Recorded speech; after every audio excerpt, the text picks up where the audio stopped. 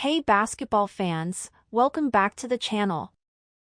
Today, we're diving into the story of Mohamed Diawara, the 6 feet 8 inches French forward with a freakish 7 feet 4 inches wingspan, who was just picked up by the New York Knicks at number 51 in the 2025 NBA draft. Who is this kid from Paris? What makes him special? And can he really become the Knicks' next defensive monster or a modern 3-and-D weapon? Let's break it all down. Mohamed Diawara was born on April 29, 2005 in Paris, France. From a young age, he was glued to the court, starting his journey at a local club called Cholet Basket 13, then moving on to St. Charles Basket. By his early teens, it was clear this kid had unusual instincts. He read passing lanes like a veteran, crashed the glass fearlessly, and handled the ball like a guard. That talent earned him a spot at France's elite training academy, INSEP, around 2020. If you're not familiar, INSEP is basically the French factory for top athletes. Tony Parker, Boris Diaw, Evan Fournier, they all went through that pipeline. And Mohamed fit right in.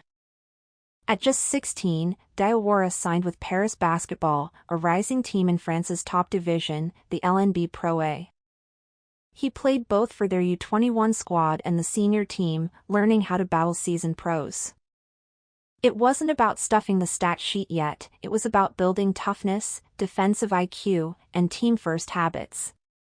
By 2022, he was already drawing scouts at the Basketball Without Borders Europe camp in Milan. He left with MVP honors. Imagine that, an international showcase packed with future pros, and Diawara was the standout. That's when NBA teams really started circling his name. Over the next couple years, Mohamed's role grew. By 2023, he went on loan to Cholet Basket 86 in France's Pro B, basically the second division, to get more floor time. There he averaged around 8.5 points, nearly 3 rebounds, and over an assist per game in about 22 minutes. Then, in the 2024-25 season, he joined Cholet Basket, back in France's top league. His numbers? About 6.8 points and 3.1 rebounds per game across the FIBA Europe Cup and domestic league. His three-point shooting climbed from roughly 20% to over 31%, showing he was putting in serious work on that jumper.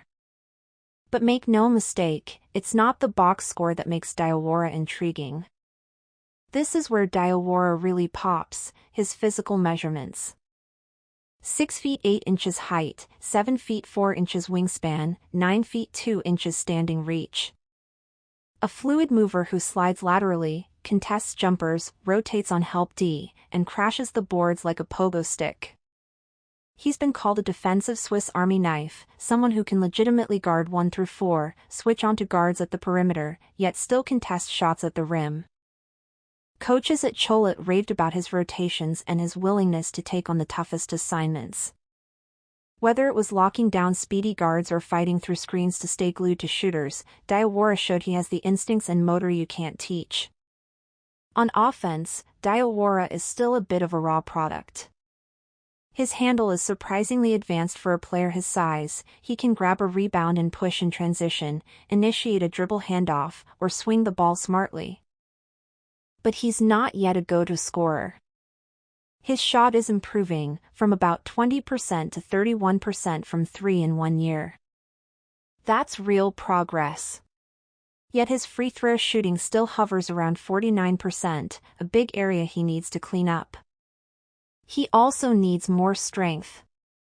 At roughly 200 pounds, he can get moved off his spot by thicker NBA forwards.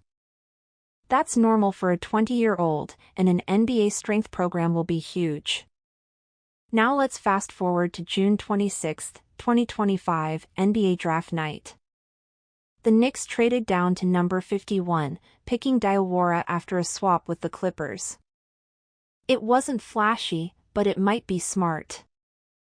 The Knicks have OG Anunoby, Mikal Bridges, Josh Hart, they're loaded with wings, but also facing luxury tax problems. Drafting a young project like Diawara gives them a cheap, controllable asset with long-term upside. Most experts believe he's likely a draft and stash for a year. He might spend another season with Cholet, or come over and split time between the G League and training with the Knicks. That buys him time to bulk up, smooth out that jumper, and adapt to NBA speed. Knicks fans, here's why you should actually be excited. Diawara's defense-first mentality fits exactly what Tom Thibodeau loves. He wants guys who close out hard, communicate on rotations, and scrap for every loose ball. His growth trajectory is promising. That three-point bump shows he's coachable and putting in work. And with that wingspan, he can erase mistakes, blow up pick-and-rolls, and give the Knicks even more defensive versatility. Plus, there's almost zero pressure on him to produce right away. He can develop behind some of the best 3 and D wings in the league. So what's next for Mohamed Diawara? First stop, NBA Summer League in Vegas, starting July 11th. That's where we'll see if his defense translates against fringe NBA and G League players, and if that shot holds up under the bright lights. Then, it's decision time. Do the Knicks bring him into training camp, or let him hone his craft another year in France? Either way, this kid's story is just getting started. In a couple years, don't be surprised if he's locking up opposing stars in Madison Square Garden and knocking down corner threes, all while making it look easy. Alright guys, that wraps up our deep dive on Mohamed Diawara. What do you think? Is he just another project who might fade away, or do the Knicks have a sneaky steal that'll pay off big in 2 years? Drop your thoughts in the comments. If you enjoyed this profile, make sure to like, subscribe, and hit that notification bell so you don't miss more NBA breakdowns, draft recaps, and player stories.